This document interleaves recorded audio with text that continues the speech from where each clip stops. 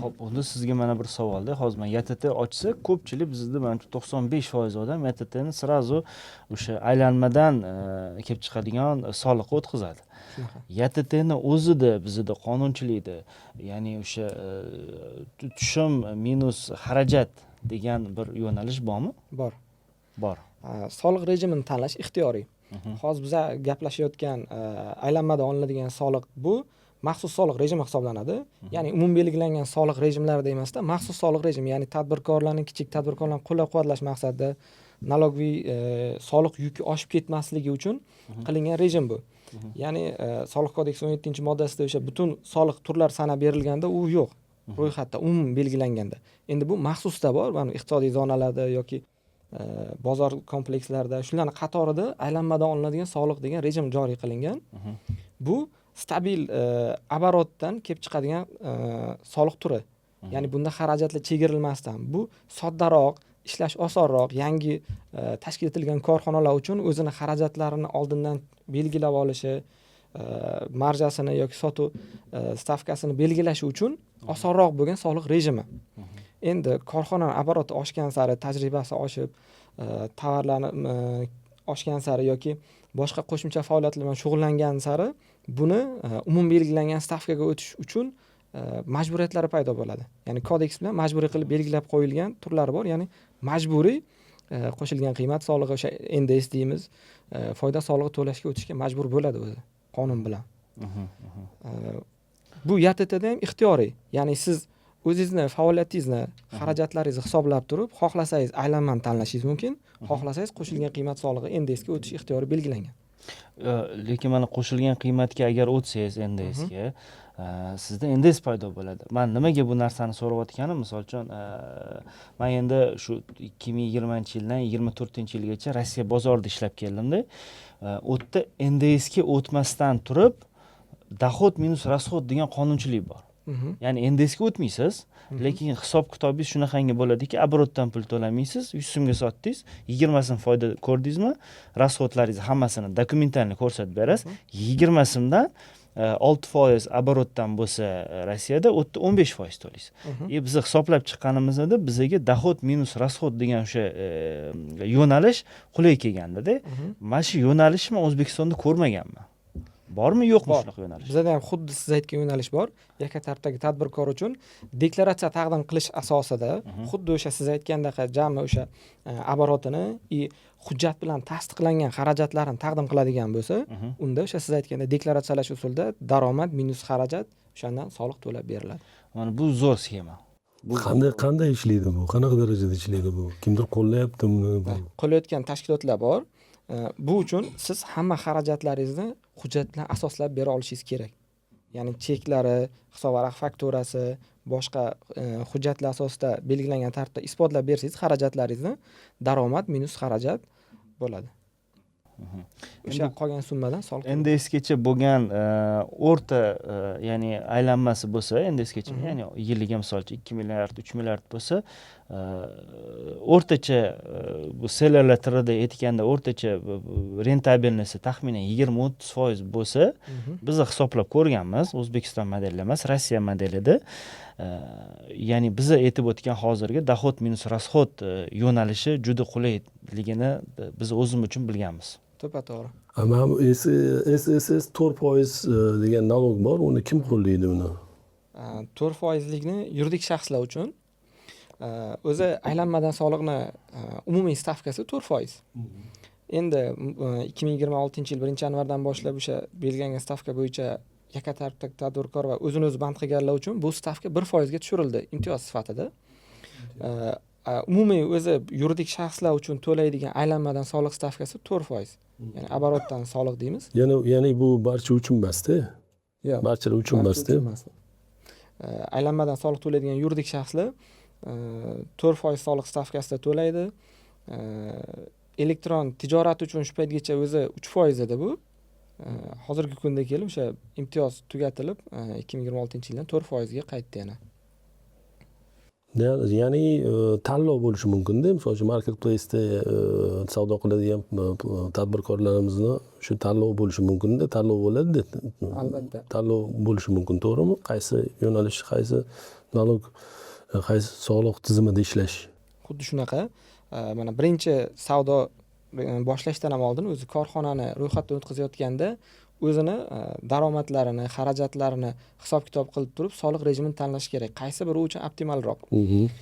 Shunaqa korxonalar bor, ularda NDS to'lash optimalroq.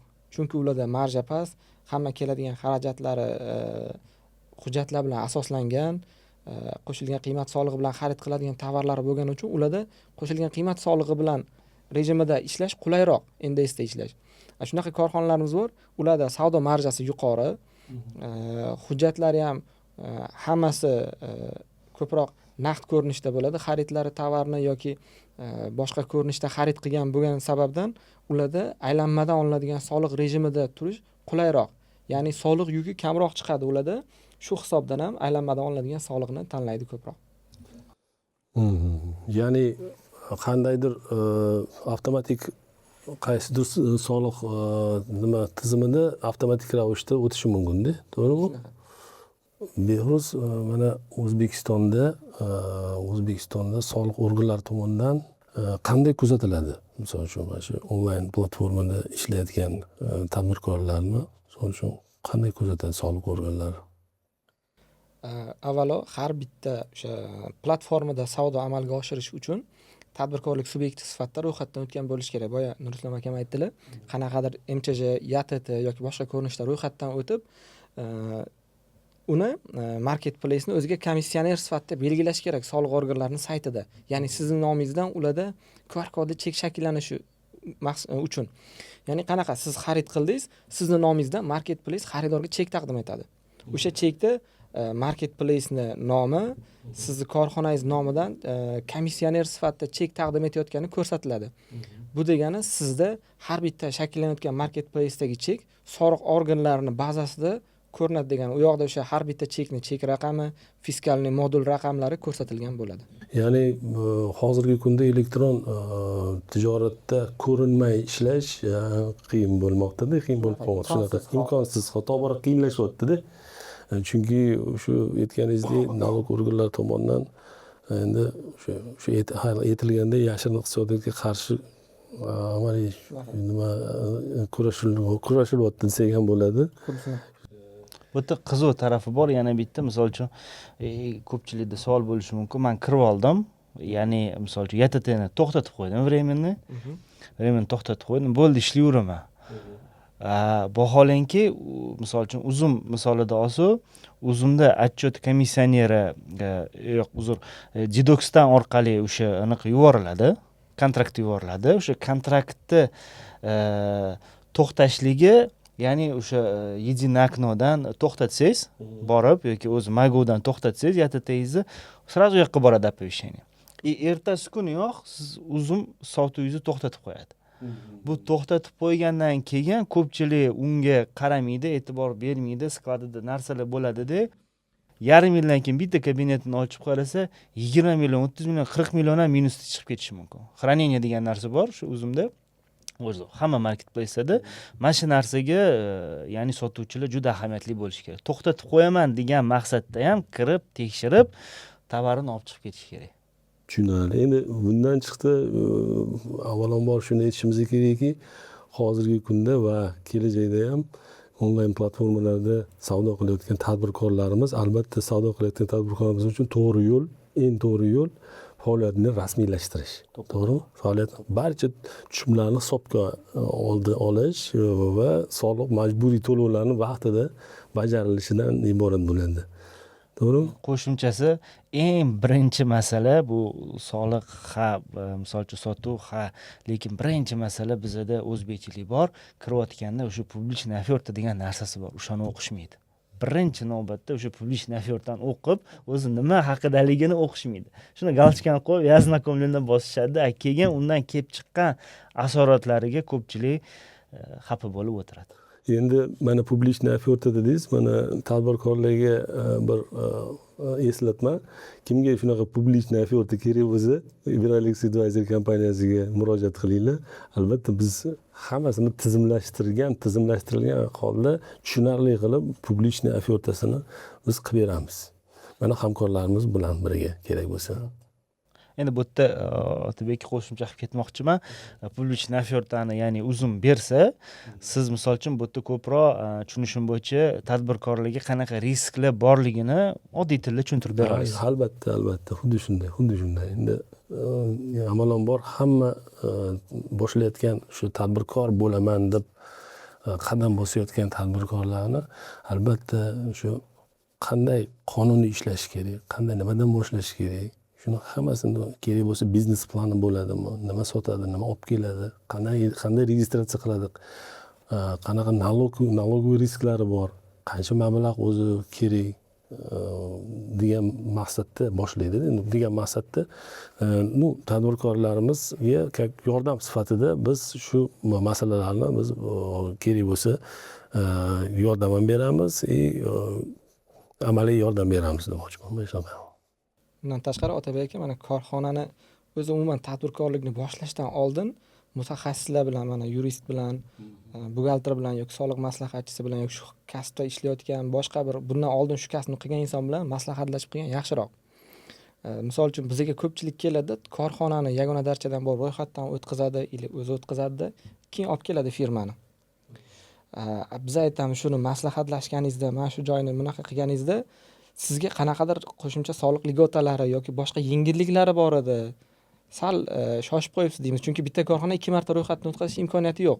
Misol uchun soliq rejimini tanlayotganda yoki bir faoliyat turini tanlayotganda ham optimizatsiya qilish mumkin bo'lgan joylari bor.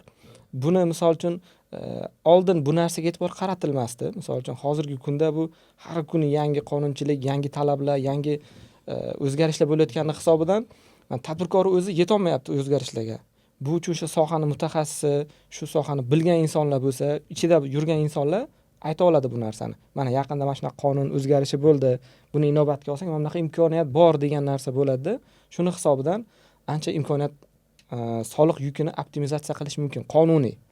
Tadbirkor bo'laman degan fuqaro avvalo tizimli ish qilish kerak. Tizimli shu tadbirkorlik faoliyatini tizimli yaratish kerak. Ya'ni soliq imtiyozlari qanday bo'ladi, siz aytganingizdek yuridik risklar qanday bo'ladi, bularni hammasini uchut qilish kerak.